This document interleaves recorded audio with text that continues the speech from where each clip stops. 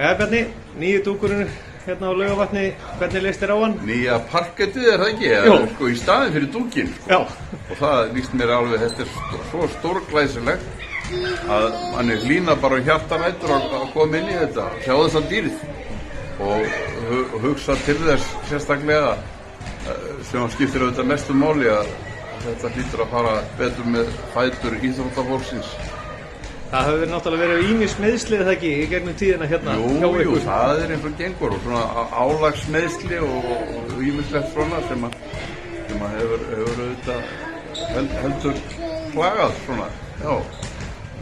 Nú sér maður fram á bjartari tíma á allan hátt og já, auk þess að þetta bara bjartara yfir að líta.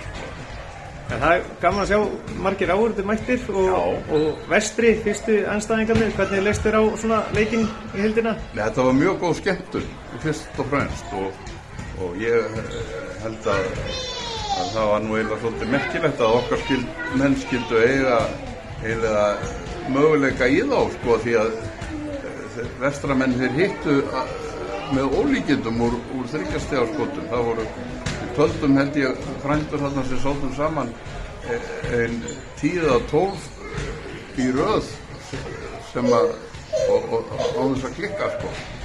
Það er náttúrulega svolítið sérstakt, sko. En auðvitað hefði þurft að spila þéttari vörn á þá.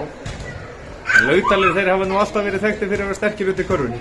Já, þeir hafa verið þekktir fyrir að vera sterkir á öllum sviðum, segi ég bara. Og ég held að það sé að endurnýjast núna og ég alveg viss það nýja gólfið mun eiga góðan þátt í því. Þú hefði viljað vera inn á þarna eða ekki á tímabili? Já, sko, fyrir 30 árum, sko, já, ef maður getur spólað 30 ár aftur í tíman, þá hefði það verið svolítið gaman, sko. Ég segi það nú, alveg eins og kannski 40. Framtíðin björt hérna í Össutanum í körfunni? Já, sannarlega og ekki bara hér, heldur víðar.